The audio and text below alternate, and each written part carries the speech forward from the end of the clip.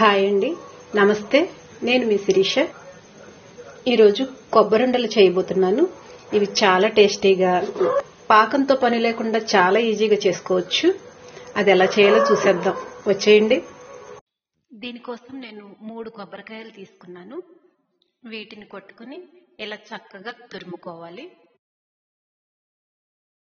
ముందుగా stove on చేసి ఒక మూకుడు పెట్టుకోవాలి. దీనిలో ఒక 2 స్పూన్ల నెయ్యి వేసుకోవాలి. జీడిపప్పు తురుము వేసి వేయించుకోవాలి. ఇది ఒక గిన్నె వరకు వేసుకున్నాను. దీన్ని చక్కగా దోరగా వేయించుకోవాలి.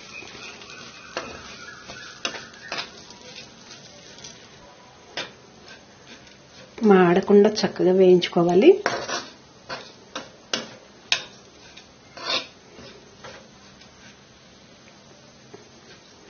ఇది చక్కగా వేగుతుంది. దీన్ని తీసేసుకోవాలి. ఇలా గిన్నెలోకి తీసేసుకోవాలి. మళ్ళీ ఇదే ప్యాన్ ని స్టవ్ మీద పెట్టుకుని నేనైతే 3 కొబ్బరికాయలు కొట్టి తురుముకున్నాను. ఇది వేసేస్తున్నాను. 3 కొబ్బరికాయలకి 1/2 కేజీ బెల్లం పడుతుంది. ఈ 1/2 కేజీ బెల్లం కూడా వేసేస్తున్నాను. ఎలాంటి పాకం అవసరం లేదు. ఎలాంటి పాకంతో పని లేకుండా ఎవరైనా చాలా ఈజీగా చేయొచ్చు. దీన్ని ఒకసారి బాగా కలుపుకుని ఉడికించుకుందాం.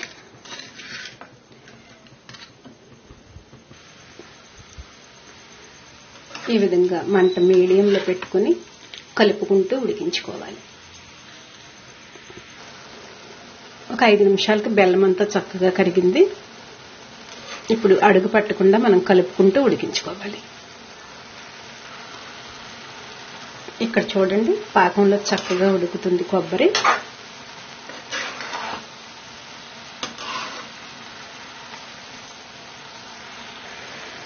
ఇప్పుడు ఈ మిశ్రమం అంతా దగ్గరకు వచ్చింది కదా. ఇప్పుడు దీనిలో జీడిపప్పు ముక్కలు వేయించి వేసేద్దాం. దీన్నంతా బాగా కలుపుకుందాం.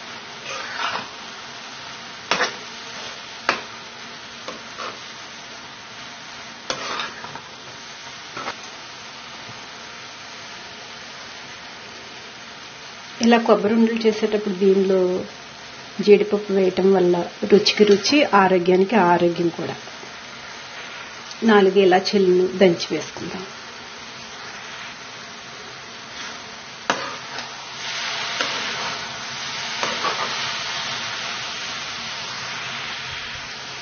దీన్ని చేతితో చుడితే ఉండయ్యేంత వరకు కూడా ఉడికించుకోవాలి.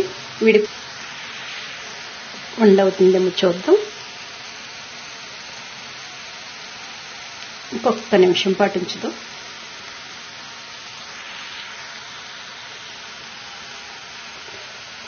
ఉండవుతుంది. స్టవ్ ఆపేద్దాం.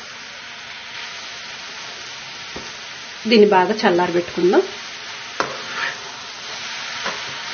ఇంత వేడి మీద ఉండలు చుట్టుకుంటే చేతులు కాలిపోతాయి. గోరువెచ్చగా అయ్యాక ఉండలు చుట్టుకుందాం. ఇది చల్లారింది. దీన్ని చక్కగా ఉండలు చుట్టేసుకుందాం. ఇలా కొంచెం చేతిలోకి తీసుకుని రౌండ్గా బాల్లా చేసుకోవాలి.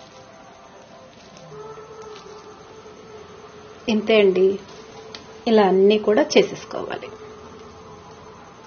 ఇలా ఎంత సైజు కావాలో అంత సైజులో మొత్తం అన్నీ కూడా చేసేసుకోవాలి. అంతే అండి.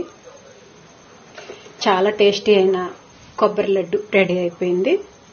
ఈ వీడియో నచ్చినట్లయితే లైక్ చేయండి, షేర్ చేయండి, సబ్స్క్రైబ్ చేయండి.